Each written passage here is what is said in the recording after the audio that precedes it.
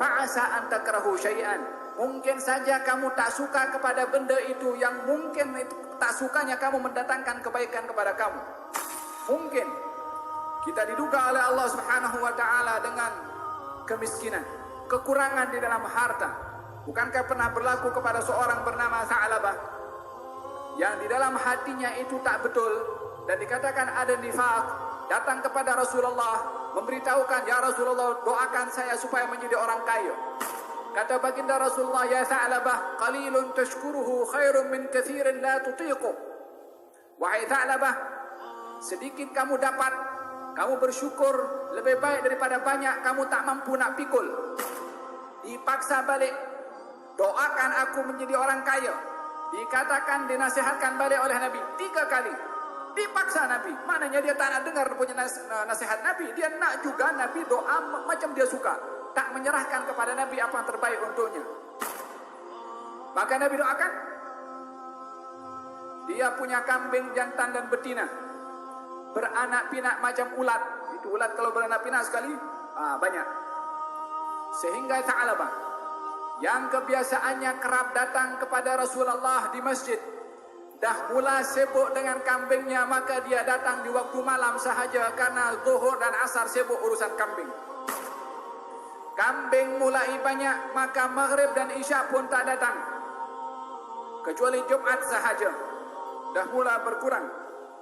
Kambing makin banyak hatta mala al-wadi, yakni memenuhi di antara 2 lembah gunung. Kambing Tha'labah. Jumat pun tak datang.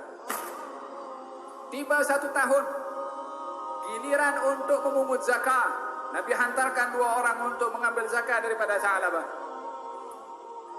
Maka ketika datang Tha'labah, awalnya Tha'labah ketika bagi tahu kepada Rasulullah, kalau aku berada, aku kaya, aku akan tolong, aku akan bantu, aku akan sedekah, aku. Dia punya planning.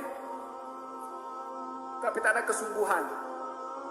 Tiba musim zakat 1 tahun, datang utusan daripada Rasulullah. Kemudian diberitahukan kepada Tha'labah untuk mengeluarkan zakat. Setelah ditunjukkan bukti kalau 2 orang ini diutus oleh Rasulullah, dia mengatakan ini adalah umpama jizyah. Apa itu jizyah? Tax yang ditetapkan kepada orang bukan Islam. Sudah mengatakan zakat macam dengan jizyah. Imannya tidak kuat. Zakat untuk orang beriman, jizyah untuk orang tidak beriman. Dia pun sudah mutarbelitkan antara zakat dengan jizyah. Dia kata, kamu pergi ambil yang lain dulu, lepas itu datang pergi tempat aku. Tertanam di dalam hatinya kedekut. Pasal apa? Kambingnya sudah mula banyak. Kalau 400 kambing, baru 4 ekor kambing. 4.000 kambing, 40 kambing. Kalikan terus naik ke atas, semakin banyak kambing yang akan dikeluarkan. Tha'labah berpikir 100 kali nak keluarkan kambing sebanyak itu. 2 sahabat Nabi patah balik setelah mengambil dah zakat daripada yang lain. Jumpa dengan Tha'labah, dia kata, aku nak fikir lagi. Balik jumpa dengan Rasulullah tanpa membawa zakat daripada Tha'labah, karena tidak diizinkan oleh Tha'labah.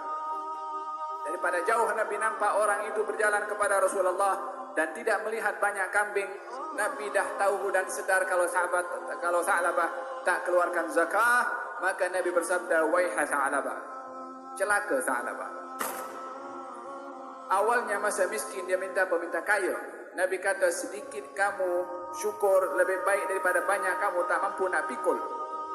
Bukankah bila dalam kemiskinan bersyukur kepada Allah walaupun susah lebih baik daripada keadaan yang dia tiba waktu untuk mengeluarkan yang diwajibkan oleh Allah, maka dia tak mengeluarkan juga.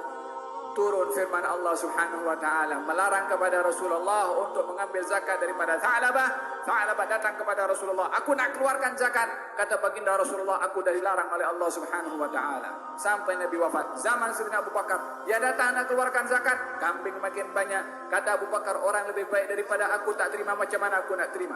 Zaman Sayyidina Umar bin Khattab menjadi khalifah, Tha'labah datang nak kasih keluar. Kata Umar bin Khattab, 2 orang lebih baik daripada aku tak terima, macam mana aku nak terima? Sampai meninggal dunia di zaman Sayyidina Uthman bin Affan. Kalau dengar nasihat Rasulullah daripada awal, qalilun tashkuruhu khairun min katsirin la tutiqu. Sedikit kamu bersyukur lebih baik daripada banyak kamu tak mampu nak pikul. Siapa yang tahu rahasia yang terbaik untuk kita? Allah Subhanahu wa taala.